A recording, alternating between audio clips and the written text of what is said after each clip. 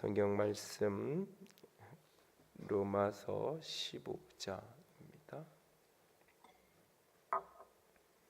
로마서 15장 30절입니다.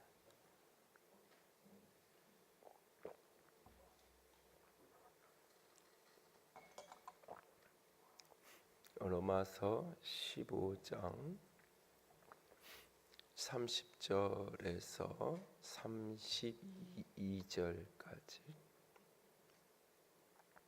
30에서 32절 말씀까지 다 함께 읽겠습니다.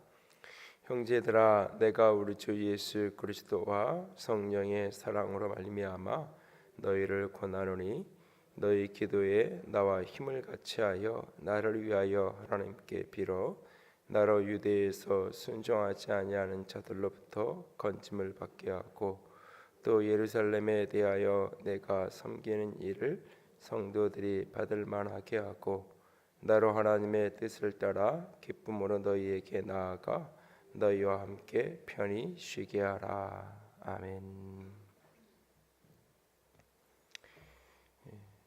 가끔은 그런 생각을 하게 될 때가 있습니다. 중심으로 목회자를 위해서 기도하는 사람들이 얼마나 될까 하는 생각. 특별히 현대 사회로 오면서 목회자도 그렇고 교인들도 그렇고 이 사명, 사역 이런 표현보다는 이것을 어떤 의미에서 목회자로 살아가는 것을 직업으로 이해하는 시대가 되었죠.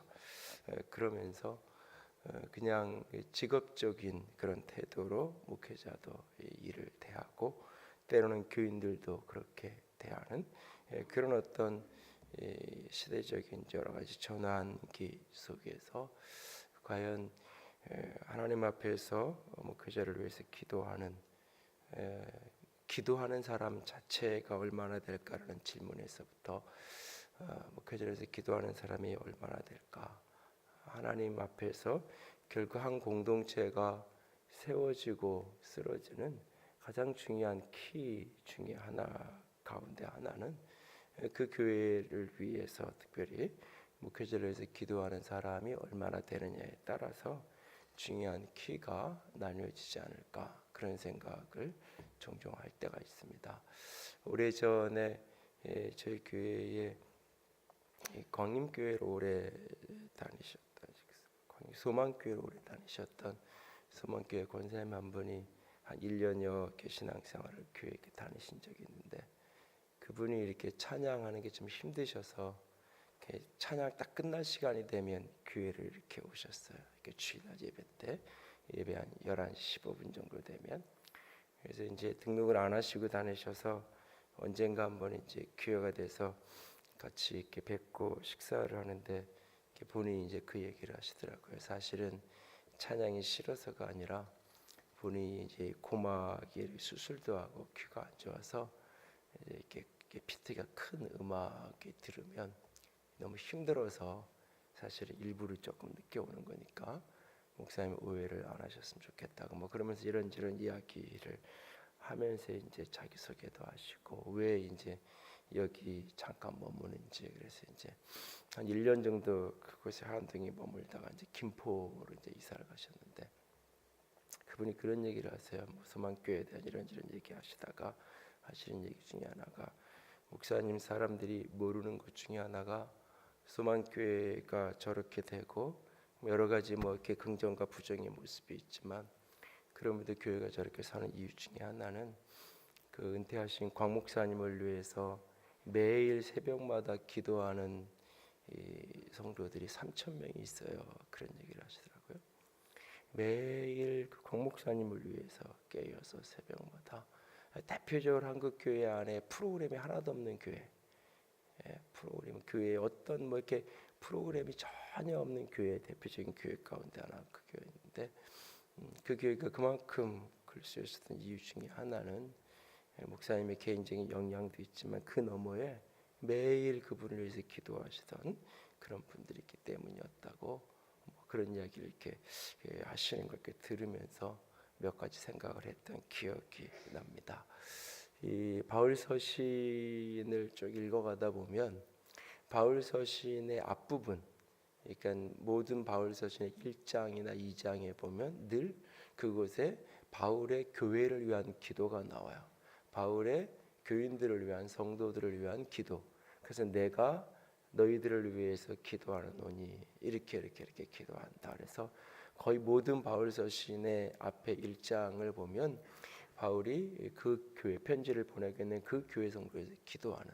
그래서 그 기도의 내용을 이렇게 들여다보면 지금 그 교회의 영적인 상태가 어떤 상태인지, 그러니까 바울이 그 교회를 위해 성도에서 기도하는 내용을 보면 바울이 느끼는 그 교회의 영적인 상태, 그 교회의 필요, 이런 것들을 이제 발견하게 되죠.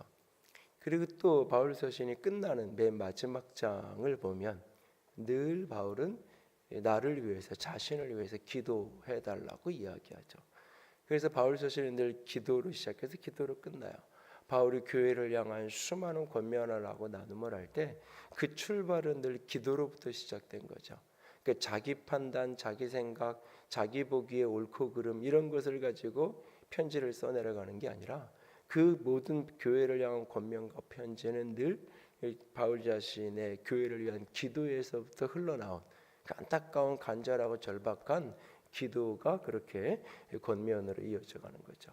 그리고 그 많은 권면이 끝나고 나면 늘 바울이 자신을 위해서 기도하라 그래요. 대부분의 기도는 자신이 옥에 갇혀 있을 때는 옥에 갇혀 있으면서 여전히 복음을 전할 수 있게 해달라고 기도하고, 그러니까 대부분 기도로 이어지는 것을 보게 돼요.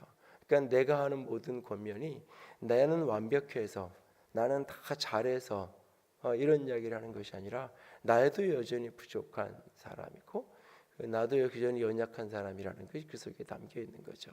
나는 교사고 선생님이고 스승이어서 당신들에게 이런 이야기를 하는 것이 아니라 나도 똑같이 당신들의 기도가 필요한 한 공동체요, 한 지체로서 권면하고 있는, 특별히 이제 영적인 아비의 마음으로 그렇게 권면을 하고 기도하고 영적인 자녀의 입장에서 위에서 기도해 줄 것을 부탁을 하게 되죠.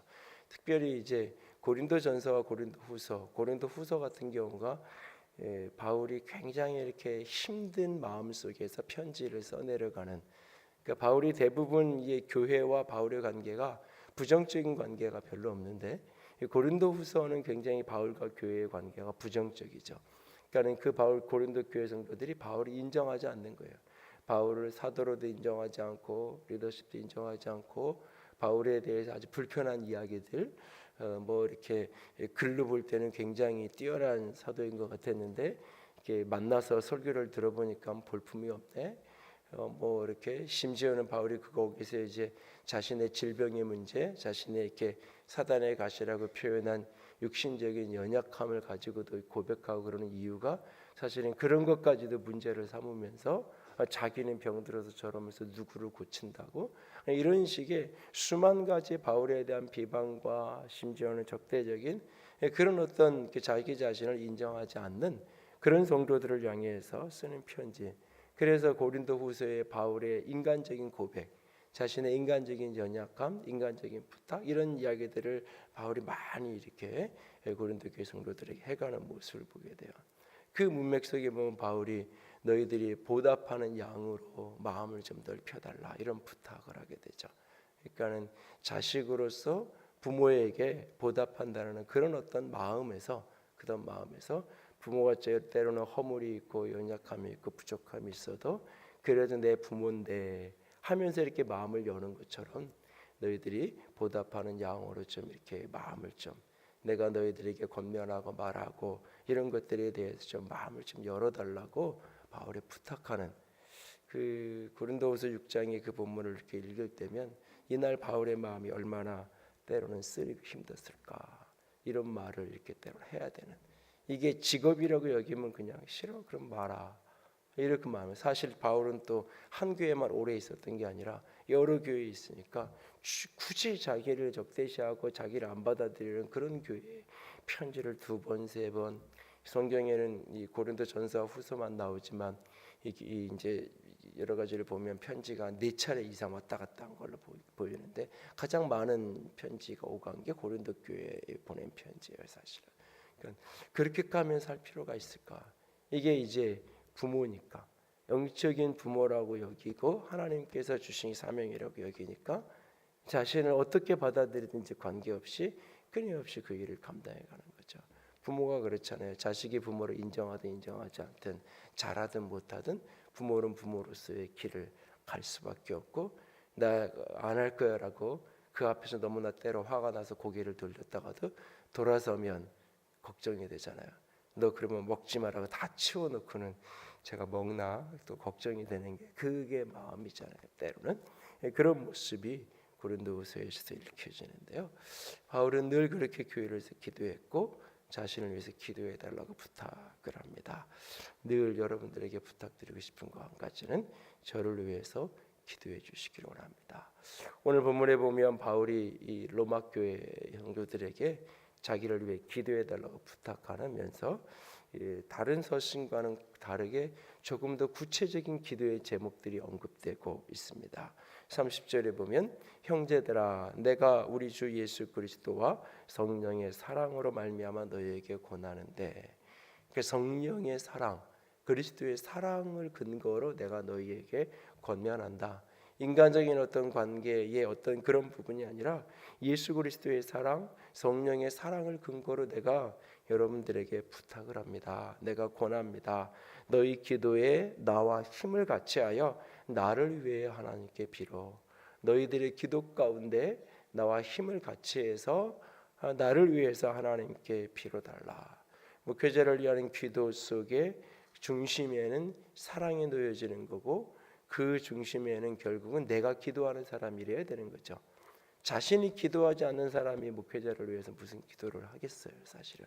그러니까는 그 기도의 중심의 동기는 성령의 사랑, 그리스도의 사랑의 강권하심을 따라서 내가 부탁하고 있고, 당신들이 이미 하고 있는 그 기도 속에 나를와 함께 나를 위해서 기도해 달라고 하나님께 빌어달라고 부탁합니다. 그러면서 구체적인 내용이 언급되는 31절 32절에 첫 번째는 나로 유대에서 순종하지 않은 자들로부터 건짐을 받게 하시고, 바울은 이 유대로 가는 이 길이 죽음의 길일 수 있다는 것을 알면서도 그 길을 가고 있어요. 왜? 성령께서 강권하시기 때문에. 왜? 그것이 사명이기 때문에. 이 본문하고 연결되는 게 사도행전 20장 21장의 스토리죠. 그러니까는 모든 사람이 다 예루살렘으로 가는 여정을 가지 말라고 이야기해요. 왜? 위험하니까. 심지어는 아고보 선지자는 예언을 하는데 이 실제적으로 바울이 띠고 있었던 허리띠를 갖다가 이 띠처럼 이 주인처럼 자기를 이렇게 묶고는 이 띠의 주인이 이렇게 결박되어질 거라고 이야기하죠. 바울도 이야기를 해요. 성령께서 나를 강권하시는 내가 무슨 일을 만날지 나는 모른다라고 말합니다. 그런데 주 예수께서 받은 사명을 위해서 나는 이 길을 간다고 말합니다. 사명을 따라 살아간다는 것은 목표를 정하고 목표를 이루어가는 게 아니에요. 바울이 나는 주 예수께 받은 사명의 길을 간다고 말하는데 나는 무슨 일을 만날는지 알지 못한다고 이야기해요. 사명의 길을 간다는 것은 목적을 정하고 목표를 정하고 그 길을 따라가는 것이 아니라 성령께 매여서 살아가는 거예요. 그래서 첫 번째 기도해 주실 거는 하나님 성령께 매인 사명자로 살아가게 하여 주시옵소서. 성령께 매여서 자신에게 주어진 사명의 길을 끝까지 걸어갈 수 있는, 끝까지 그 사명의 길을 다할 수 있는 그런 주의 사람이 될 수 있게 해주세요. 유대에 순종하지 않은 자들로부터 건짐을 받게 해달라고. 유대 땅에 가서 그 예루살렘에 가서 어떤 위기가 만날는지 모르는데 그 속에서 보호를 받게 해달라고. 이것은 인간적인 안전에 대한 이야기가 포함된 이야기지만 더 너머에 있는 이야기는 사도행전 20장하고 연결이 되어지면 자신에게 주어진 사명을 다할 수 있게 해달라고. 성령께 매인 이 길을 끝까지 어떤 핍박과 환난이 당한다 할지라도 그 길을 걸어갈 수 있게 해달라고. 그러니까 이게 이미 유대에 있는 순종하지 않는 자들에게 결박이 돼서 감옥에 갇혀서 죽을 위기를 만나서 성도들에게 내가 지금 죽게 생겼는데 나를 위해서 기도해 주십시오 하는 이야기가 아닌 거죠. 그 길이 보여요. 이 길을 가면 어떤 희생을 해야 될지가 보여요. 이 길을 가면 어떤 고난이 당할지를 보여요. 알아요. 인간적으로 예측하고 인간적으로 추측한 게 아니에요. 성령께서 그것을 이미 내적으로 외적으로 성도들의 판단을 통해서 이미 알려주셨어요. 자신이 내적으로 깨달았고 하나님의 사람을 통해 외적으로 증거해 주셨고 주변에 있는 교인들의 성도들의 객관적인 판단과 증언이 이 길은 위험한 길이고 죽을 수도 있고 그런 가능성만 있는 것이 아니라 실제로 그럴 길이에요. 그런데 바울은 그 길을 지금 가고 있어요. 그 길을. 그래서 누군가가 이 편지를 받으면 안 가면 되잖아. 왜 이런 기도를 해달라 그래? 이 사람은 안 가면 될 것이지 왜 이런 기도를 해달라 그래? 라고 말할 수 있어요. 위험한 길이고 희생의 길인 것 알아요. 근데도 가야 해요. 왜? 그게 사명이니까. 왜? 그게 성령께서 이끄시는 길이니까. 성령께서 그렇게 강권하시니까. 그래서 바울이 내가 주의 성령에 붙들려서 그 길을 간다고 표현하죠. 일평생 주의 성령에 붙들려서 그 사명의 길을 잃어버리지 않고 그 부르신 사명을 다 할 수 있게 해주세요. 그것이 첫 번째 기도의 제목이기로 합니다. 두 번째는 예루살렘에 대하여 내가 섬기는 일을 성도들이 받을 만하게 하고 사역의 열매가 있도록 그가 하는 사역의 결실이 있도록 그가 바울이 생명을 걸고 위기를 자초하면서까지 그 길을 가는데 거기에서 그냥 안전하게 보호받는 바울이 거기서 이렇게 생명을 잃지 않고 보호받는 것이 그가 가는 길이 아니에요. 이 길을 가는 일은 성도들을 위한 거예요. 이 길을 가는 일은 결국 영혼을 위한 거예요. 예루살렘에 대해 내가 섬기는 일을 성도들이 받을 만하게 하시고 성도들이 받을 만하게 하시고 이게 굉장히 중요한 표현이에요. 하나님이 받을 만하고 그러면 끝. 이게 이제 목회자들도 하는 착각이죠. 많은 사명의 길을 간다고 하는 사람들이 착각이에요. 하나님만 좋아하시면 돼. 하나님만 인정하시면 돼. 하나님만 기뻐하시면 돼. 성령께 매어가는 그 길이 결국은 성도들이 받을 만하게 되는 영혼들에게 축복이 되어지는 영혼들에게 축복이 되어지는 그러니까 늘 묻는 거예요. 내가 선 자리에서 내 교회에 내가 축복인가? 그게 아니다라고 여기면 내가 여기 있어야 될 의미도 없고 내 사명은 다 한 거죠. 그 시점이 된다면 그 시점을 알고 그 시점에 조용히 그 자리를 내려올 수 있다면 그게 가장 지혜로운 사람이고 가장 축복된 인생일 거예요. 내가 섬기는 그 일이 성도를 섬기는 그 일이 성도들이 받을 만하게 하고 그 사역이 공동체 속에서 열매를 맺게 해달라고. 그 열매라는 것은 어떤 이렇게 이력서에 쓸 수 있는 어떤 경력에 쓸 수 있는 어떤 걸 이야기하는 게 아니죠. 데이터로 나올 수 있는 어떤 걸 이야기하는 게 아니에요. 그것이 영혼들에게 교회에 성도들에게 축복이 되는. 제가 그런 얘기 하잖아요. 말씀을 듣고 은혜를 받았다는 것은 저한테 은혜 받았다고 이야기하는 데서 나타나는 것이 아니라 그 말씀대로 사는 데서 나타나는 거라. 남설교회 홍정일 목사님이 오래전에 설교하는 게 두렵다고 얘기하시면서 그런 얘기를 하세요.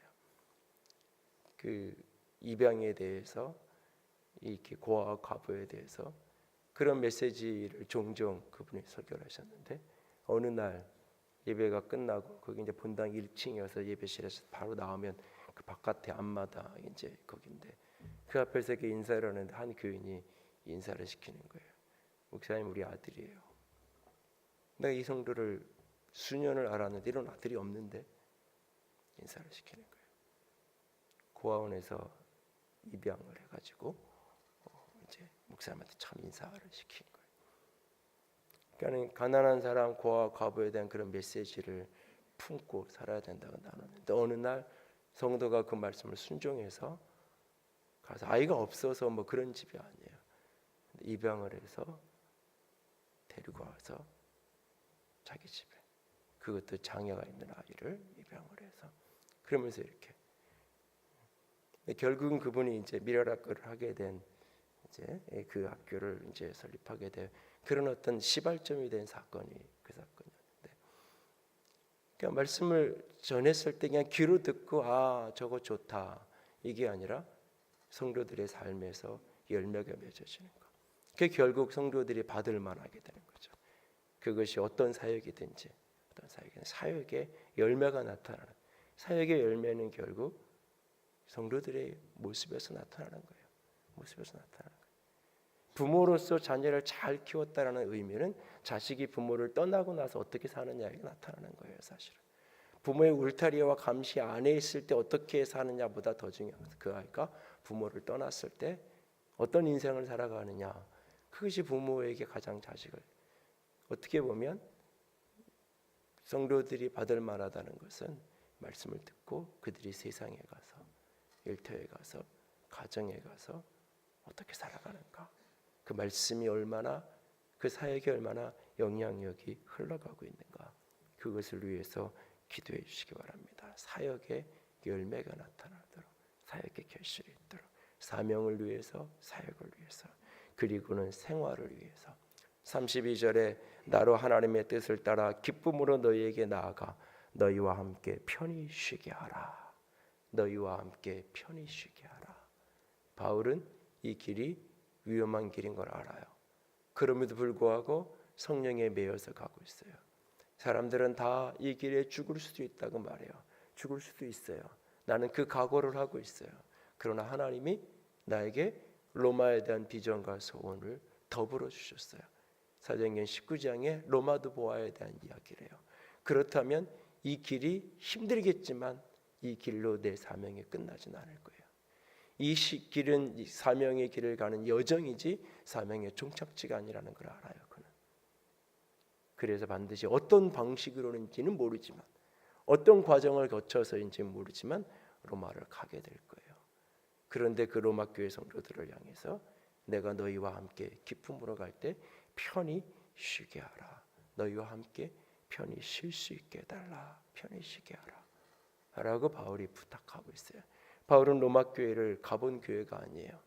바울이 오랫동안 개척했다가 오랫동안 떨어져 있었던 그런 교회가 아니에요. 한 번도 바울이 로마를 가본 적이 없어요. 만나본 적이 없어요. 편지로만 교제하고 있어요. 그런데 바울이 이런 고백을 하고 있어요. 바울에게도 바울이 강한 사람인 것 같고 바울은 아무런 육적인 필요가 없는 것 같고 그래서 감옥에 갇혀 있으면서도 오직 담대히 복음을 전하달라고만 기도하는 것 같지만 그렇게 부탁하는 것 같지만 그에게도 인간적인 연약함이 있는 거죠. 그래서 디모데 후서에 보면 그 디모데에게 빨리 오라고 이야기하면서 누구는 떠나고 누구는 떠나고 누구는 떠나고 외로움을 이야기하죠. 다 떠나갔다고 빨리 오라고. 그리고 올 때는 가죽 옷을 챙겨오라고 책하고 겉옷을 챙겨다 달라고 얘기해요. 노년이 되려서 감옥에 들어가 있으니까 이제 추운 거예요. 건강에 연약한 거예요. 옷을 챙겨달라고. 그러니까 요즘 말로 바꾸면 교도소 들어간다. 영영치금 좀 넣어달라고. 나 와가지고 면회 와가지고 여기 겨울에 두툼한 그 죄수복도 있잖아요. 그런 것 좀 하나 사가지고 넣어달라고. 바울이 그런 부탁을 하는 거예요. 바울 같은 사람이 무슨 추움은 견디는 거지. 저 자기가 사명으로 간 길인데 사명으로 간 길인 거 알아요. 그 속에서 고난이 힘겨움이 있는 거죠. 디모데전서에서는 오네시보라는 사람을 바울이 칭찬하죠. 내가 감옥에 갇혀 있을 때 그는 자주 나를 찾아와 줬고 내 감옥에 갇힌 거를 이렇게 표현해요. 부끄러워하지 않았다고. 바울이 막 승승장구하고 막 열정적으로 목회하고 수많은 청중들이 몰릴 때 다 가까이 가고 싶어하죠. 곁에 있고 싶어하고 바울이 우리 교회 목사님이라고 얘기하고 싶어하고 근데 그가 감옥에 갇혀 있을 때 자주 찾아왔을 뿐만 아니라 자신이 감옥에 갇힌 것을 부끄러워하지 않았다. 그 말을 뒤집어 얘기하면 많은 사람들이 부끄러워했던 거죠. 죄 때문에 그걸 들어간 건 아니지만 사명 때문에 고난받으며 들어가 있다 할지라도 약한 자리잖아요. 연약한 자리잖아요. 초라한 자리잖아요. 그 자리에 들어가 있는 것을 어떤 사람은 부끄러워했지만 그는 그렇지 않았다는 이야기죠. 그것을 함께하고 있는 그 모습. 그러니까 바울도 때로는 연약한 한 사람의 생활인이고 연약한 한 사람일 뿐이죠. 목회자도 때로 마찬가지예요. 그래서 바로 그 부분을 위해서 기도해 달라고. 내가 나아가 너희에게 나아가 너희와 함께 편히 쉬게 하라. 이것을 위해서 기도해 달라고 부탁하고 있어요. 편안하게 마음의 여유를 가지고 쉴 수 있는, 숨 쉴 수 있는 그런 여백을 너희들과의 관계 속에서 만들고 싶다 부탁하죠. 목회자를 위해서 세 가지를 위해서 늘 기도해 주시기 원합니다. 마지막까지 성령에 붙들려 사명을 다할 수 있게 해달라고.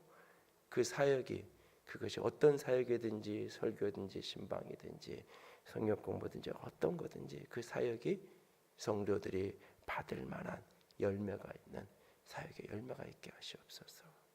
그의 삶에 쉼이 있게 하시고 그의 삶의 생활의 모든 것들을 주께서 공급하시고 붙드시옵소서. 위해서 늘 기도해 주시기 바랍니다. 그리고 그 기도의 열매가 온 공동체 안에 함께 흘러갈 수 있기를 주님의 이름으로 부탁을 드립니다. 함께 찬양할까요? 영광이 말씀 44번. 힘들고 지쳐 낭망하고 넘어져 일어날 일 전혀 없을 때 조용히 다가와 손잡아 주시는 주님만을 바라보게 하시옵소서. 함께 찬양합니다. 힘들고 지쳐 낭망하고 넘어져 일어날 힘 전혀 없을 때에 조용히 다가와 손잡아 주시며 나에게 말씀하시네.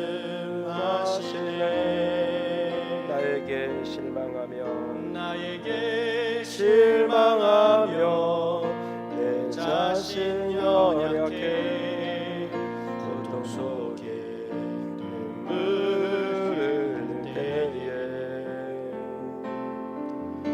작은 그 손길 눈물 닦아주시며 나에게 말씀하시네.